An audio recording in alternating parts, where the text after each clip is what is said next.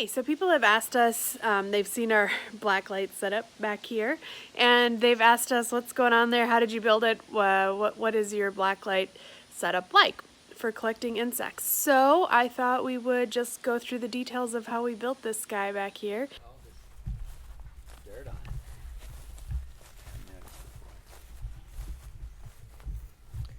it. Okay, so this is our black light setup that we've made at home, right? Mm-hmm. So why did you decide to construct something like this? Well, I like to run a mercury vapor light pretty much every night, where at least the weather is amenable to it, to see what kinds of insects come in.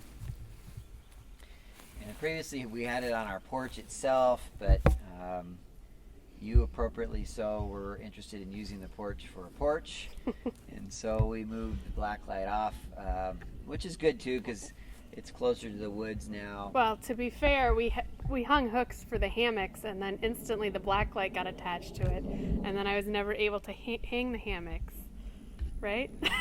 I have no defense for that. That is correct. So it's super simple. I just took a couple of treated 4x4s, sunk them in the ground on either side, and then just with 2x4s framed it and put a metal roof on the top, just at a slight angle so water can run off. So will you point to the 2x4s to folks so they can see? 2x4s, 2x4. This is the 4x4 that's actually into the ground with concrete. And the actual backing to this is... Well, before we talk about that, let's talk about what is the roof. What did we do to the roof? The roof is just a piece of treated plywood with this galvanized metal roofing on top. Yeah. And again, at a slight angle so that water can run off. And that just protects the light from and insects from rain. And so the actual sheet, what people normally have as a sheet is... Yeah, so this is some stuff I found at Lowe's that's some kind of bathroom... it's like a plastic shower liner thing that they would use for a cheap, like, shower wall redo. We'll put the link in there. I can find it. We can put the link in there. It's plastic, but it's not super smooth. It's got texture to it, and that allows the insects to easily grab a hold. You can still see some moths from the night before. Easily hang on to it. So this comes in 4x8 foot sheets. I've just got 2 of them. I have this about 6 foot tall, so I just have them slightly overlapped. And I just riveted them in the middle to keep them close together, and then just used wood screws on the edges. You can see the rivets here. And we have 2 sheets that we just overlapped. So we had to buy 2 sheets for a 6 foot. You can see I could have cut it, but I just made it easy and just overlapped them by 2 feet and put rivets along both seams. And because it's plastic, I can easily clean it, spray wash it. Painted all the wood once it was dried out, just a white. I just used like a Kills heavy primer paint so that it will just really reflect white and shine the light out, so it'd be more visible ultimately to the insects. And then this is just, I like to use a 175 watt non-self-ballasting bulb for my stationary blacklight setups like this, or mercury vapor setups, and I just have it hanging on a pipe with the thread, screwed into the wood there. And then on the back side, in order to get power to this, I didn't hire an electrician to actually like put in a formal outlet here, but what I did was I just took an extension cord and ran it through PVC conduit from an outlet, which we can show you up there, to here. It runs into here, and then I found this outlet housing online It's great because it's weatherproof. It's under here, but it's just weatherproof. It can expand out and everything. And I put a GFCI outlet in there since it is going to be out in the elements here. So that just basically pops in like that. This is the ballast. What is this? Why is this? Oh, is that just to give room for the plug? Yeah, that's just to allow space for the plug because it wouldn't fit otherwise. So it just expands out to allow different size plugs to fit in there, and then it gives it a weather seal. Okay, so why do you need a ballast? Because some folks don't know that much about black lighting, and they might want to know why you would need one. Right, so you can get bulbs that have the ballast built in, but the ballast on fluorescent lights, these mercury vapor lights, regulates the current. So it gives it sufficient voltage to start.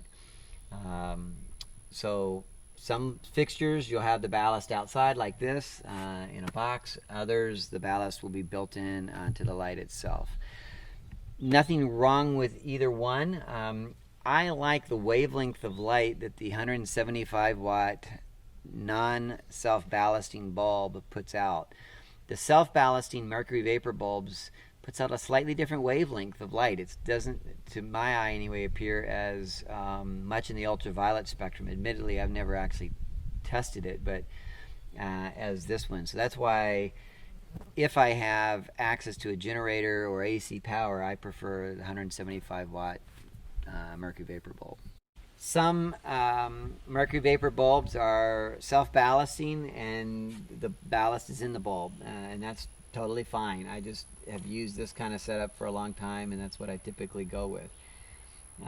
So in this case, I have the ballast plugged into the electrical outlet, and then the light bulb plugged into the ballast. But if you don't have a ballast, then you just plug the light directly into the electrical supply, of course. Yeah, there's several lower wattage mercury vapor light bulbs used for keeping like lizards and frogs and stuff like that you can buy now, right, that are self-ballasting. You can find some very expensive self-ballasting bulbs, but you can find some exact same thing relatively cheaply if you just look in the pet trade.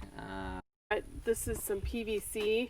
This is conduit. It is PVC, but PVC electrical conduit.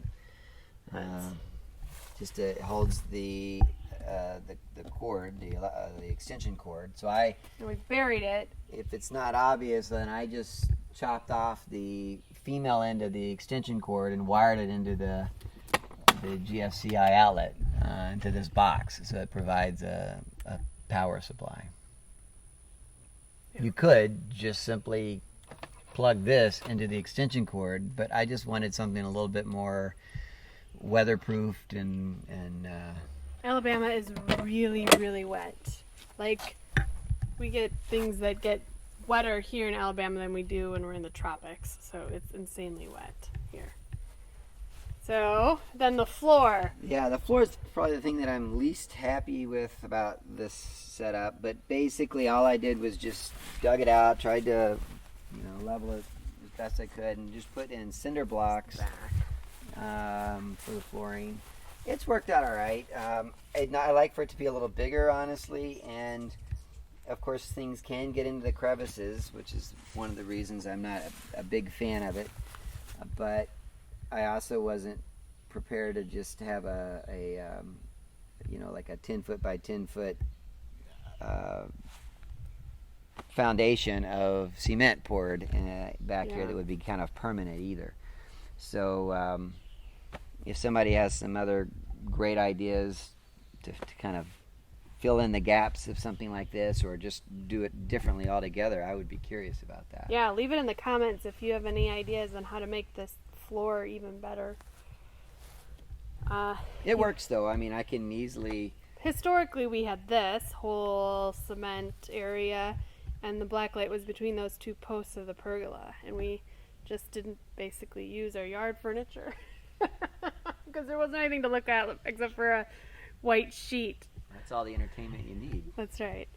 And actually, another alternative to this, if you want to be able to roll it up and down, is we actually used a It was a blind, one of those plastic roll-up blinds that you often see, super cheap, that you get at Lowe's. Yeah, Home it's Depot. just it's I think vinyl, thin kind of vinyl. You can get them in different widths, and they it's just the old timey roll up, roll roll-up. down. Yeah, it's not really I guess it is a blind. Yeah, they're blinds. Roll up blind, and that worked great.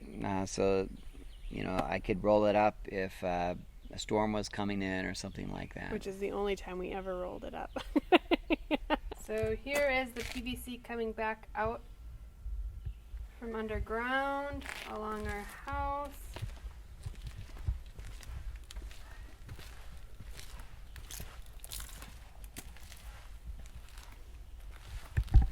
And then So one of the things I did was I found this great outdoor AC adapter that basically just has a remote on it. So this is just the extension cord plugged in. So this is my other half of the extension. It's the power line. And it just plugs into this, which is got a remote that's inside, so I can manually turn it on and off as I wish. But it also has a sensor, a daylight sensor in it. So like I typically have it where it'll just come on at dusk automatically and then go off when the sun comes up. But I can also, again, manually turn it on and off, from inside with the remote.